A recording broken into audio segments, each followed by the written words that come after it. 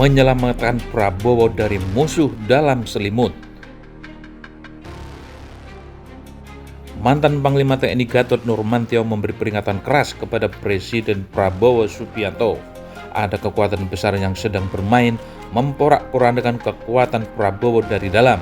Indikasi ini muncul dalam diskusi internal Koalisi Aksi Menyelamatkan Indonesia Kami pada 11 Desember 2025 yang diikuti oleh 23 orang.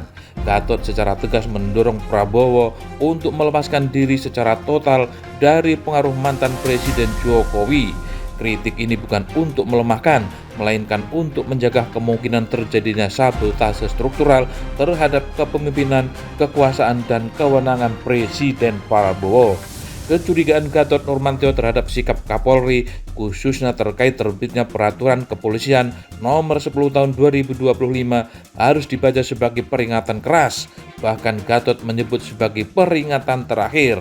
Apa yang dilakukan Listio Sigit mengarah pada dugaan adanya operasi senyap dan bertahap yang berpotensi menggerus bahkan mengkudeta kekuasaan Prabowo Subianto secara tidak langsung.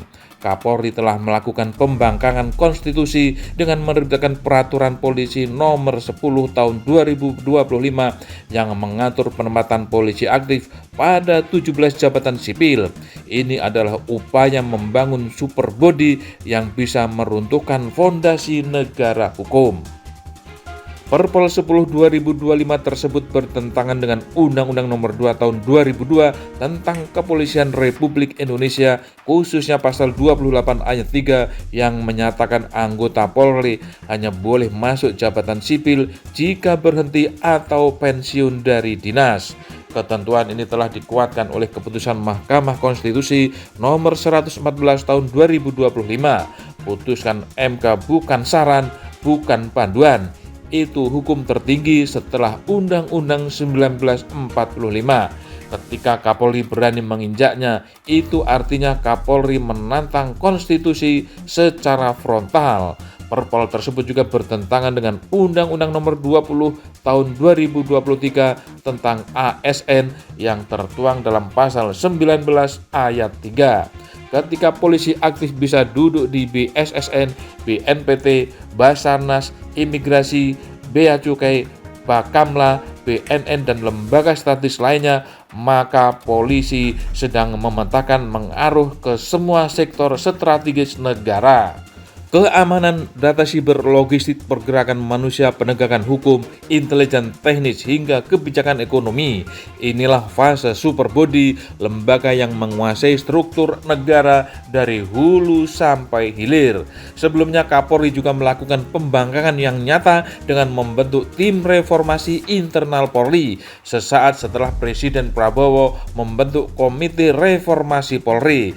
Apa yang dilakukan Kapolri adalah koordinasi institusional level paling serius, bukan sekedar personal membangkang, tetapi membelokkan arah institusi dari kehendak konstitusi negara. Dalam perspektif intelijen, peringatan seperti ini adalah bentuk early warning terhadap gerakan klandestin yang bekerja secara sistematis dan merangkak. Peringatan Gatot berkaitan dengan tekanan global yang berpotensi mengganggu stabilitas keuangan dan moneter nasional. Jika tekanan tersebut tidak diantisipasi, dampaknya dapat memperlebar celah fiskal antara pemerintah pusat dan daerah yang pada akhirnya beresiko memicu disintegrasi sosial dan politik yang lebih kompleks. Sinyalemen tentang kemungkinan krisis pada Februari 2026 harus dibaca sebagai informasi strategis. Ada indikasi bahwa kekuatan tertentu sedang bekerja secara diam-diam untuk menjatuhkan Prabowo, baik melalui tekanan ekonomi, instabilitas politik, maupun konflik pusat daerah. Prabowo jangan baper, jangan pula apatis. Peringatan Gatot sama sekali bukan bentuk ancaman terhadap pemerintah, melainkan manifestasi dari tekad untuk memperkuat kepemimpinan Prabowo Subianto agar mampu bertahan dan berdaulat penuh dalam menjalankan agenda nasional.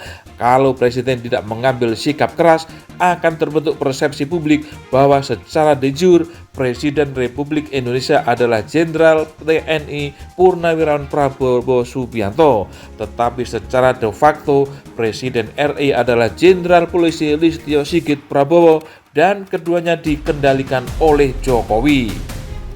Sudah 14 bulan Prabowo berkuasa, namun masyarakat belum merasakannya sebagai presiden yang mandiri dan merdeka dari pengaruh Jokowi.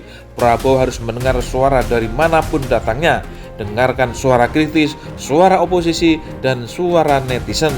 Jika Prabowo hanya mendengar dari satu suara, maka yang terjadi kekagetan-kekagetan baru. Presiden tidak boleh kaget, heran, dan apatis, apalagi jumawa. Jika tujuan Prabowo hanya sekedar meraih status pernah menjadi presiden sebagaimana dugaan publik, maka sehari setelah dilantik bisa mengundurkan diri. Di dalam biodata dan Wikipedia akan tertulis Presiden ke-8 Republik Indonesia adalah Prabowo Subianto. Simpel sekali.